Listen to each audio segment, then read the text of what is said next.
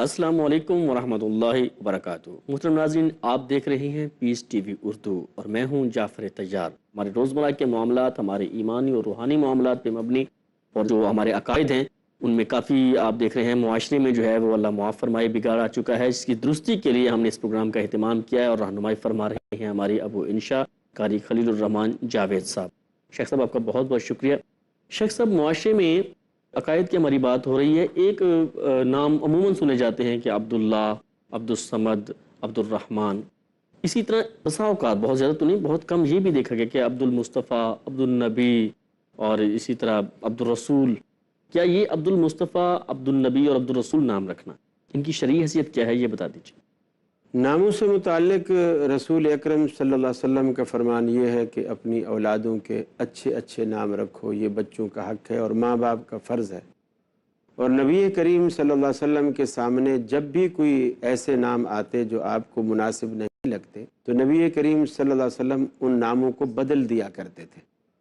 عبد کا جو لفظ ہے، اسی طرح عبد ہے، عطا ہے، یہ صرف اللہ رب العالمین کے ناموں کے، اس لیے کہ بندہ صرف اللہ کا بندہ ہے۔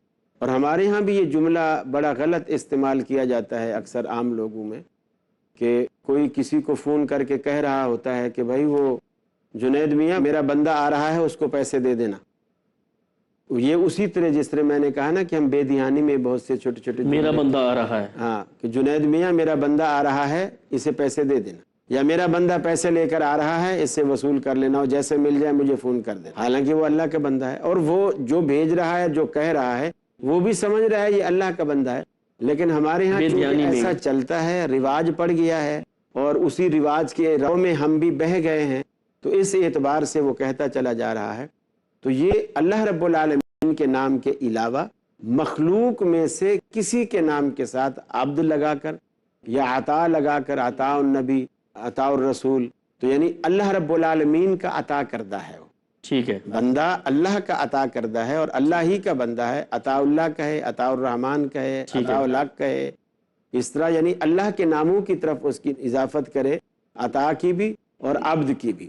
تو یہ شرعاً مناسب نہیں ہے کہ آدمی اللہ رب العالمین کی مخلوق کے نام کے ساتھ لفظ عبد لگا کر پھر وہ نام کو رکھے۔ اچھا، اگر وہ قصداً یہ نام رکھتا ہے، ارادتاً یہ نام رکھتا ہے، تو یہ شرک ہوگا؟ یقیناً وہ شرک ہی ہوگا، اور عموماً یہ وہی لوگ رکھتے ہیں جو اس چیز کی پرواہ نہیں کرتے اور ان کے نظریات خالصتاً توحید پر مبنی نہیں ہوتے، اور ان کو یہ معیوب بھی نہیں لگتا، چونکہ نظریات توحید پر مبنی نہیں ہوتے تو ان کو یہ برا نہیں لگتا کہ وہ اس طرح نام رکھتے ہیں۔ تو یہ نام جو ہمارے ہاں رواجاً رکھے جا رہے ہیں، جن کے عبد کی نسبت جو ہے وہ غیر اللہ کی طرف منسوب ہے، چاہے وہ نبی کی طرف ہو، رسول کی طرف ہو، یا کسی اور مخلوق میں سے کسی اور کا نام ہو، وہ مناسب نہیں ہے کسی طرح بھی۔ شیخ صاحب یہ بتائیے، یہ جو اولیاء اللہ ہیں، اللہ کے ولی ہیں، اللہ کے ساتھ ان کا بہت زیادہ قرب، یہ اپنی عبادات کے ذریعے سے یہ نیک تھے، انہوں نے تبلیغیں کی، یہ فوت ہو جاتے ہیں تو ان کے مزار بنا لیے جاتے ہیں اور ان کے مزار پہ جا کے ان سے مانگا جاتا ہے، اس عمل کو ہم کیا کہیں گے؟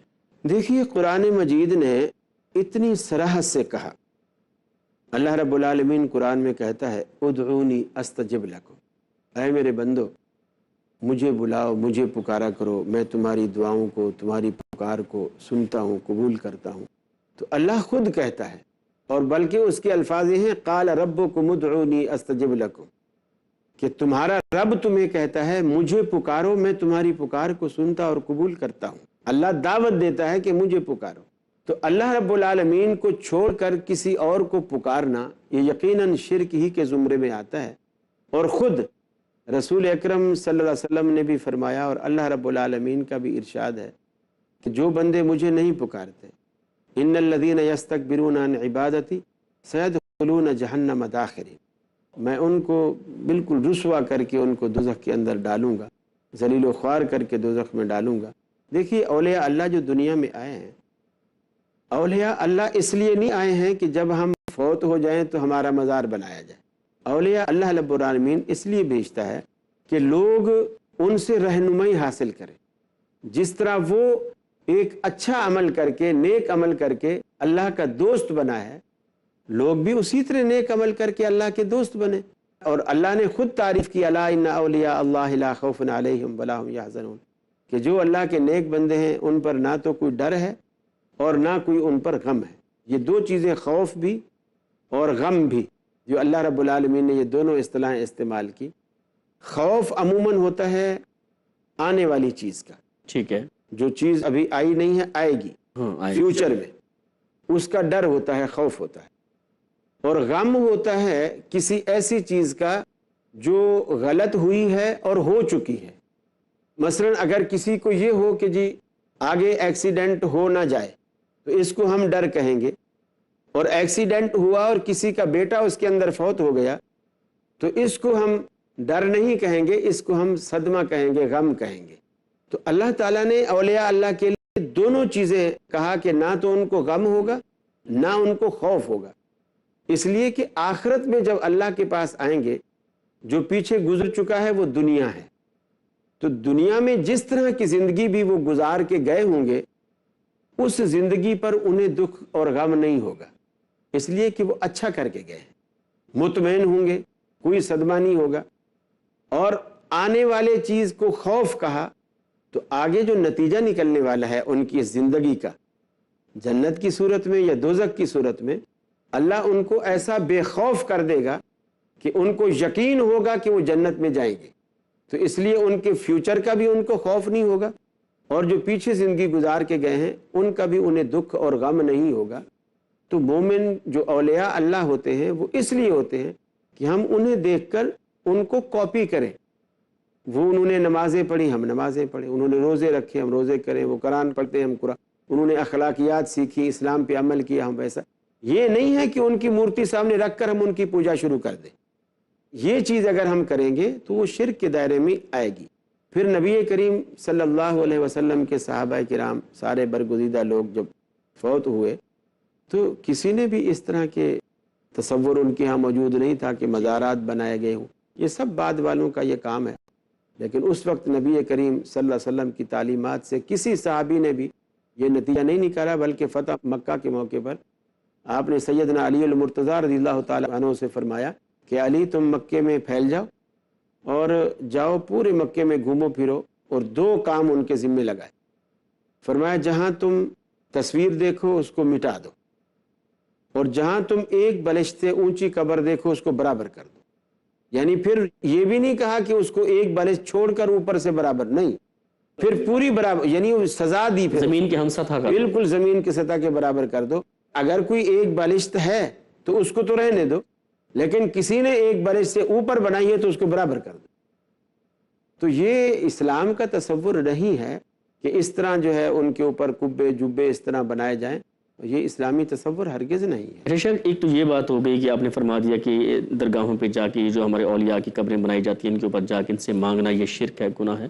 لیکن بعض لوگوں سے جب یہ کہا جاتا ہے کہ یہ شرک ہے تو ان کا ایک اور رد عمل آتا ہے، وہ یہ ہوتا ہے کہ وہ کہتے ہیں جی ہم جا کے ان سے نہیں مانگتے، ہمیں پتہ ہے یہ فوت ہو چکے ہیں، یہ رب نہیں ہے، یہ نہیں دے سکتے، ہاں یہ اللہ کے بندے ہیں، یہ اس کے نیک ہیں، اس کے ولی ہیں، ان کا خاص تقرب ہے اس کے ساتھ، ہم تو ان کے در پہ آتے ہیں کہ ہم تو گناہ گار ہیں، ہماری اللہ شاید نہیں سنتا ہے، یا ہماری بعض وجوہات کے باعث وہ ہماری دعا قبول نہیں کرتا ہے، ہم ان کے در پہ آتے ہیں اور ان سے کہتے ہیں کہ آپ اللہ کے ولی ہو، اس کے پیارے ہو، اس کے قریب ہو، آپ ہماری سفارش کرو اور آپ ہمیں اس سے فلاں والی مراد ہماری پوری کروا دو۔ اس سچویشن کو شیخ کیا یہ غلط ہے یا درست ہے، یا اس کو کیا نام دیتے ہیں؟ پہلی بات تو یہ ہے کہ یہ نقطہ نظر بھی کچھ لوگوں کو ورثے میں ملا ہے۔ رسول اکرم صلی اللہ علیہ وسلم کے دور اقدس میں آپ کو جو پریشانی لاحق ہوئی اپنی قوم سے اور دعوت کے وقت، تبلیغ کے وقت، سب سے بڑی پریشانی ہی یہی تھی کہ وہ لوگ یہی کہتے تھے کہ یہ تو ہمارے باپ دادا اسی طرح کرتے تھے اور ہم اسی طرح کرتے ہیں، اور پھر تو جو یہ کہتا ہے کہ یہ شرک ہے اور یہ گمراہی ہے اور یہ فلانا ہے، ہم تو ان سے مانگنے کچھ نہیں آتے ہیں، یہ بت والے، یہ حبل، لات، منات، عزا، یہ کچھ نہیں کر سکتے، الا لیقربونا الی اللہ زلفی، ہم تو اس لیے آتے ہیں یہ ہمارے اللہ کے آگے سفارشی ہیں، ہمیں اللہ کے قریب کر دیتے ہیں۔ اب اس سے آپ اندازہ لگائیں کہ یہ نقطہ نظر اس وقت قریش مکہ کے ہاں موجود تھا کہ یہ اللہ کے سفارشی ہیں، جیسے ہمارے ہاں یہ تصور ہے کہ ہماری ان کے آگے، ان کی اللہ کے آگے، اللہ کے آگے ہماری سنتا نہیں ہے، ان کی ٹال نہیں سکتا۔ یہی نقطہ نظر اس وقت وہاں موجود تھا، تو یہ سراسر شرک ہے۔ جو مشرکین مکہ کا عقیدہ تھا ان کا بھی یہی عقیدہ تھا کہ ہم ان کے پاس اسی لیے آتے ہیں، یہ ہمارے اللہ کے آگے سفارشی ہیں۔ جزاک اللہ خیر۔ ناظرین یہاں پہ وقت ہوا ایک بریک کا. ہمارے رہنمائی فرما رہے ہیں فضیلت الشیخ ابو انشا قاری خلیل الرحمان جاوید صاحب. پروگرام کو اب دیکھیں گے اس بریک کے بعد.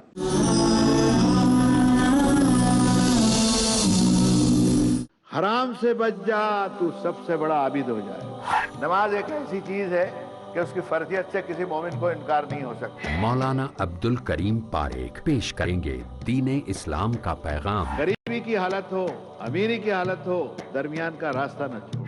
جنازہ جا رہا ہو تو یہ سوچے ارتھی جا رہی ہو آج یہ گیا کل مجھے جانا ہے، اس کو عبرت کہیں گے. سچا آدمی وہ ہے، انسان وہ ہے جو پیچھے پلٹ کر کے دیکھے اور اپنی بھول کو سدھارے. ساری کائنات کا سروے سروا تخلیق کرنے والا ایک اللہ ہے. پیغام امن ہر پیر شام 5 بجے اور دوبارہ صبح 10 بجے انڈیا میں پیس ٹی وی اردو پر.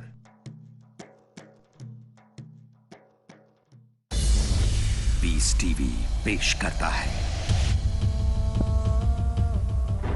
قافلہ امن کے طلبگاروں کا، اجتماع انسانیت کے طرفداروں کا. حقیقی زندگی وہ ہے جو عقیدے پر قربان ہو جائے. اللہ کی اور اللہ کے رسول کی اطاعت کرو. ذمہ داری ایمان کی حفاظت کی، تیاری انسانوں کو قریب لانے کی. غلبہ اسلام کے لیے ضروری ہے کہ آدمی ہجرت کرے. اسلام اپنے ماننے والوں کو تجربے اور مشاہدے کی راہ سے گزارتا ہے. پیغام صرف ایک اللہ کی عبادت کا. اللہ کی عبادت کرو، تمہارا اللہ کے سوا کوئی معبود نہیں. انجانے بد سے بچنے کا یہی ایک واحد طریقہ ہے. ہم اللہ کے لیے ہیں اور اللہ ہی کی طرف لوٹ کر جانے والے ہیں. حکم اللہ کا چلے گا، حاکم اللہ ہے. یہ ماننے والا کبھی کسی کا محتاج نہیں رہے گا. مقصد عام ہو بھائی چارے کا چلن. ہم تو آئے ہیں اللہ کے بندوں کو اللہ سے جوڑنے کے لیے. ہم اپنے مقصد کے لیے جدوجہد کرتے رہیں گے. دین اسلام کو دنیا میں ہم غالب کر دیں گے. ہر مسلمان کا فرض ہے وہ اسلام کے امن کا پیغام دوسروں تک پہنچائے. تحریک امن اگلا پروگرام پیس ٹی وی اردو پر.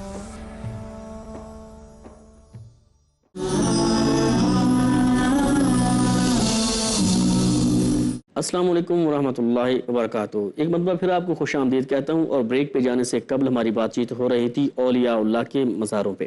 شخص یہ بتائیے کہ جو اولیاء اللہ ہیں وہ صرف وہی ہیں جن کی مزاریں بنی ہوئی ہیں یا ان کے علاوہ اور بھی ہیں؟ اصل بات محترم جعفر صاحب یہی ہے کہ نبی کریم صلی اللہ علیہ وسلم کی تعلیمات میں ولایت کا، بزرگی کا یہ کنسپٹ اور یہ فارمولہ نہیں دیا گیا کہ مرنے کے بعد اس کی قبر پر چراغ جلے گا تو سمجھ لینا وہ بزرگ ہے، اور جس کی قبر پہ اندھیرا ہوگا تو سمجھ لینا کہ وہ بزرگ نہیں ہے. یہ فارمولہ نبی کریم صلی اللہ علیہ وسلم نے نہیں دیا. آج بھی آپ دیکھیں بقیع میں کتنے صحابہ کرام کی قبریں موجود ہیں، ایک بھی مزار نظر اور نہیں کسی کی قبر پہ بھی چراغا نہیں ہوتا ہے، اور وہ سارے بزرگ ہیں اور ہم سب سے بہتر بزرگ ہیں، اور نبی کریم صلی اللہ علیہ وسلم کے صحابی ہیں اور صحابی کا رتبہ پانے والے ہیں. اور دنیا میں آج کوئی شخص کتنا بڑا عبادت گزار بن جائے وہ صحابی کا رتبہ نہیں پا سکتا. پھر عقل کے اعتبار سے بھی آپ دیکھیں کہ اگر مزار پہ جو چراغ جلایا گیا، دیا جلایا گیا، روشنی جلائی گئی، ان سے ہم یہ پوچھتے ہیں کہ یہ کس لیے جلائی ہے؟ باہر والوں کے لیے جلائی ہے یا اندر والے کے لیے جلائی؟ اگر اندر والے کے لیے جلائی ہے تو اس کو اندر جلا، ٹھیک ہے، قبر کے اندر رکھ، اندر رکھ، باہر کیوں رکھ رہا ہے؟ اور باہر والوں کے لیے جلائی ہے تو پھر سڑک پہ جلا جہاں اندھیرا، جو آنے جانے والوں کو روشنی ملے. مزار کے اندر بتی بھی لگ رہی ہے، بجلی ہے، روشن بلب ہے، پھر بھی دیے جل رہے ہیں. تیرے دیے کی کیا ضرورت ہے؟ پھر جن قبروں پہ یہ نہیں ڈلے ہوئے، اکثر میں سمجھتا ہوں ہم پر بھی لوگ اعتراض کرتے ہیں کہ میاں تم لوگوں میں آج تک کوئی ولی پیدا نہیں ہوا. کیا آپ کی کبھی کوئی مزار ہی نہیں دیکھا؟ تو اگر ان سے پوچھا جائے جی کیسے آپ کو پتا چلا کہ سارے ولی تمہارے اندر پیدا ہوئے ہیں اور ہمارے اندر کوئی ولی ہی پیدا نہیں ہوا؟ کہتے ہیں ہم نے یہی دیکھا ہے، تم لوگوں میں سے بڑے بزرگ بھی فوت ہو جائے تو کبھی ہم نے اس کی قبر پہ چراغ جلتے نہیں دیکھے. تو میں کہتا ہوں چراغ تو وہ جلاتے ہیں جو سمجھتے ہیں کہ ان کے بزرگوں کی قبریں تاریک ہیں، اور جن کے بزرگوں کی قبریں اللہ کے نور سے روشن ہوں، انہیں چراغ جلانے کی کیا ضرورت ہی نہیں ہے. اور پھر اگر تم اندر والے کے لیے جلا رہے ہو تو اندر جلاؤ، اور اگر باہر والے کی جلا رہے ہو تو باہر جلاؤ. پھر وہ کہتے ہیں کہ جی ان میں اتنی پاور اور اتنی کشش اور قوت آ جاتی ہے کہ وہ باہر کی روشنی اندر کھینچ لیتے ہیں، باہر کی روشنی اندر کھینچ لیتے۔ تو جب اس کے اندر اتنی پاور آ گئی ہے کہ منو من مٹی کے اندر سے تیرے چراغ کی روشنی وہ اندر کھینچ رہا ہے، تو پھر تو وہ جنت سے بھی روشنی کھینچ لے گا، پھر بھی تیرے چراغ کی ضرورت نہیں ہے۔ سورج سے روشنی کھینچ لے گا، رات کو تو خیر سورج نہیں ہوتا نا، تو وہ جنت سے کھینچ لے گا، پھر بھی تیرے چراغ کی ضرورت نہیں ہے۔ تو یعنی کسی صورت میں بھی نہ عقلاً اور نہ شرعاً کسی اعتبار سے بھی یہ چیز، اصل تو شریعت کے جو مسئلے ہیں ہمارے لیے جو معیار ہے وہ اللہ کا قرآن ہے اور نبی کریم صلی اللہ علیہ وسلم کا فرمان ہے، کہ آپ کے فرمان سے کہیں یہ مثال نہیں ملتی کہ کسی نیک آدمی کے فوت ہونے پر اس کی قبر پہ جو ہے وہ چراغ جلایا جائے، ٹھیک ہے، بلکہ آپ صلی اللہ علیہ وسلم نے قبر میں آگ کی پکی ہوئی کوئی چیز رکھنے سے، لگانے سے بھی منع فرمایا، اور حتیٰ کہ قبرستان میں جیسے دفن کے لیے لوگ جاتے ہیں تو اس وقت بھی آپ نے آگ ساتھ لے جانے کو منع فرمایا، یعنی قبرستان میں آگ ساتھ لے جانے کو منع فرمایا، اور قبر کے اندر بھی آگ کی پکی ہوئی کوئی چیز لگانے کو، استعمال کرنے کو، جیسے پکی اینٹیں ہیں، کوئی اور چیز ہے، جو بھی آگ پکی ہوئی چیز ہے، اور یہاں تو آگ ہی جل رہی ہے، یعنی آگ کی چیز لگانا تو دور کی، جب جل ہی آگ رہی ہے پھر اس کو پکا کیا جاتا ہے، چونا گچ کیا جاتا ہے، یہ تصور اسلامی نہیں ہے۔ اور اس طرح اگر ہر بندہ اس طرح لوگوں کی قبروں کو محفوظ کرنے لگ جائے اور اس کو پکا کرنے لگ جائے، تو میں سمجھتا ہوں آدم علیہ السلام سے لے کر آج تک دنیا یہاں سے رخصت ہوئی ہے، وہ اگر سب کی قبروں کی حفاظت کی جاتی تو آج زندوں کے رہنے کے لیے جگہ ہی نہ ہوتی۔ یہ دبئی کیا چیز ہے، اتنا بڑا ایریا تھوڑی ہے، اب اتنی ساری دنیا جو مری ہے یہ سارا قبرستان ہوتا۔ اگر قبروں کی حفاظت کی جاتی تو زندوں کے رہنے کے لیے جگہ ہی نہ بچتی، بالکل۔ بلکہ میں نے خود کراچی میں دیکھا ہے، جگہ کی اتنی تنگی اور قلت ہے، قبروں کی بھی منزلیں بننے لگی، فرسٹ فلور، گراؤنڈ جی floor, first floor, ground floor, اوپر اس طرح، یعنی وہ چھت کے سلیب لگا کے اس کو بند کر دیتے ہیں، پھر اس کو اوپر شفٹ کیا جاتا ہے، اوپر شفٹ کیا جاتا اللہ اکبر، اللہ، ہے، یعنی جگہ کی تنگی کے باعث۔ تو اب اگر سب کی قبروں کی اسی طرح حفاظت ہو، سب قبروں کو ایسا تو بنایا پھر جائے، تو ہمارے گھر ہی قبرستان ہو جائے۔ اچھا شیخ، آپ نے فرمایا کہ رسول کریم صلی اللہ علیہ وسلم نے قبرستان میں آگ لے جانے کو منع فرمایا ہے، تو جو رات کے وقت بسا ہوگا جو میت کو لے کے جاتے ہیں تو روشنی ان کو چاہیے ہوتی ہے دفنانے کے لیے، تو وہ روشنی بھی آگ کی صورت میں لے جاتے ہیں؟ ہاں، تو وہ ایسی صورت پیدا کر لیں، اول تو رات کو نہ جائیں، اور اگر رات کو جاتے ہیں تو پھر ایسی صورت جیسے سیل سے آپ کوئی ٹارچ سے یا کوئی ایسی چیز۔ یہ تو اب کی معاملات ہیں نا، اس سے پہلے بھی جو کچھ معاملات تو ظاہر بات ہے جب آپ نے منع فرمایا تو اس زمانے میں آپ یہ احتیاط کرتے ہوں گے۔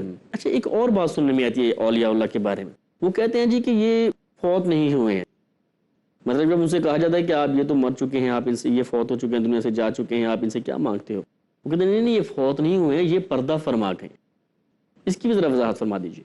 اصل میں پردہ فرما جانے کا لفظ وہی لوگ استعمال کرتے ہیں جو یہ سمجھتے ہیں اور عقیدہ رکھتے ہیں کہ نیک لوگ جو ہیں وہ فوت نہیں ہوتے۔ میں سمجھتا ہوں، دیکھیے ہماری نظر میں نبی کریم صلی اللہ علیہ وسلم سے بڑھ کر اس دنیا میں کوئی نہ نیک ہے نہ کوئی برگزیدہ ہے، وہ بھی دنیا سے چلے گئے، اور صحابہ کرام نے آپ کو غسل بھی دیا، آپ کو کفن بھی دیا، اور آپ کو دفن بھی کیا۔ اگر صحابہ کرام کا یہ عقیدہ اور نظریہ ہوتا کہ نیک لوگ فوت نہیں ہوتے تو وہ نبی کریم صلی اللہ علیہ وسلم کو کبھی دفن نہ کرتے۔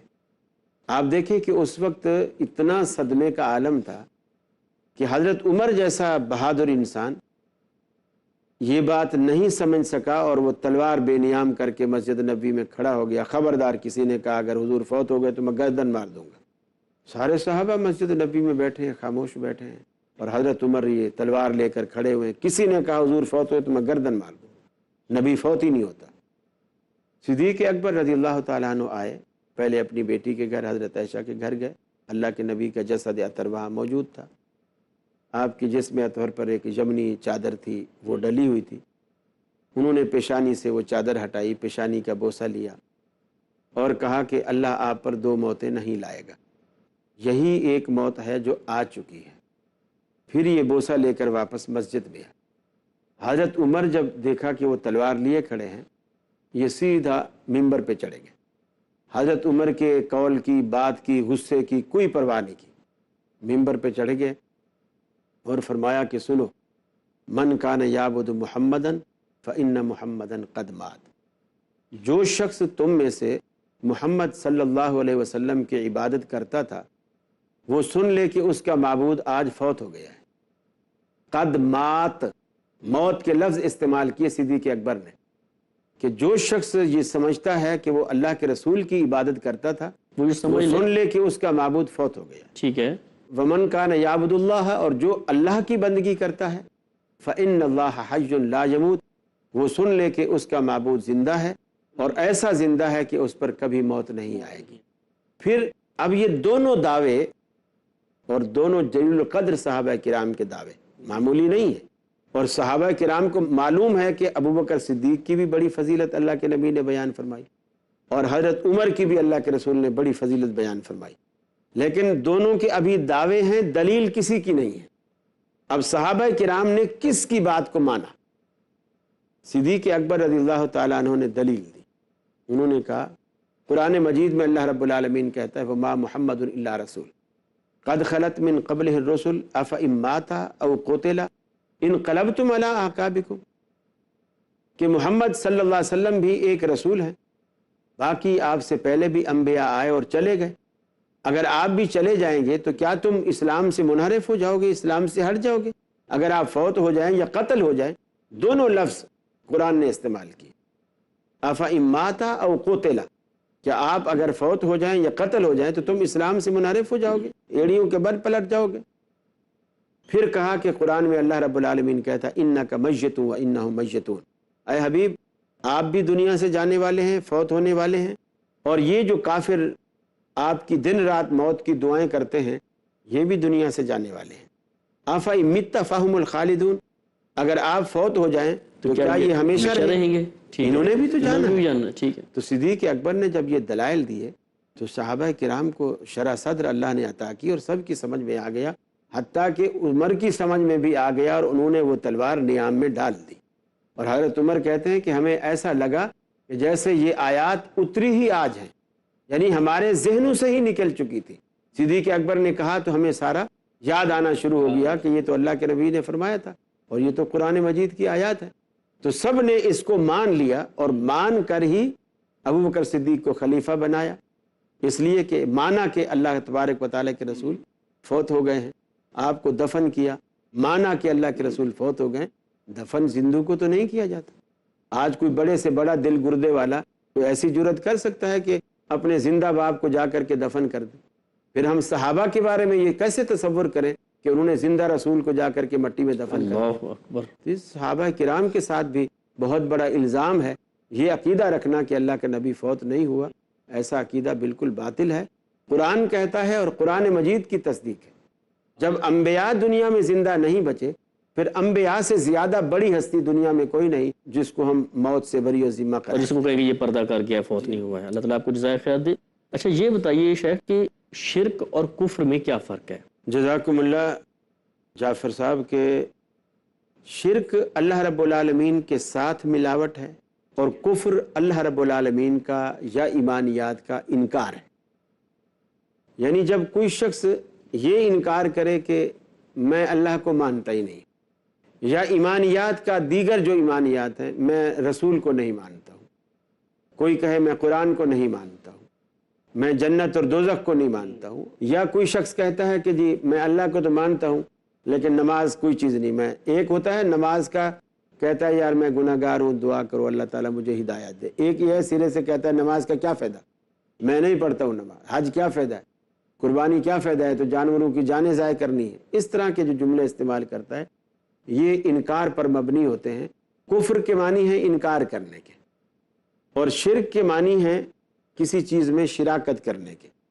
तो अल्लाह रब्बुल आलमीन को मान कर अल्लाह की ज़ात के साथ किसी को साझी बनाता है या अल्लाह की सिफ़ात बंदों में तकसीम करता है तो ये शिर्क के दायरे में आता है। और अगर इनकार करता है अल्लाह की सिफ़ात का या ज़ात का या ईमानियात का, दीगर ईमानियात का, तो वो कुफ्र के दायरे में। अल्लाह ताला आपको जज़ाए खैर दे, इज़्ज़तों और बरकतों से नवाज़े। नाज़रीन ये था आज का प्रोग्राम इस्लाह अकीदा पे मबनी। हमारे रहनुमाई फरमा रहे थे फ़ज़ीलतुश शेख अबू इंशा कारी खलीलुर रहमान जावेद साहब। हम इनके बेहद शुक्रगुज़ार और ममनून हैं اور آپ سے اجازت چاہتے ہیں. ملیں گے آپ سے انشاءاللہ اگلے پروگرام میں. تب تک کے لیے جعفر تیار کو اجازت دیجیے. السلام علیکم ورحمۃ اللہ وبرکاتہ.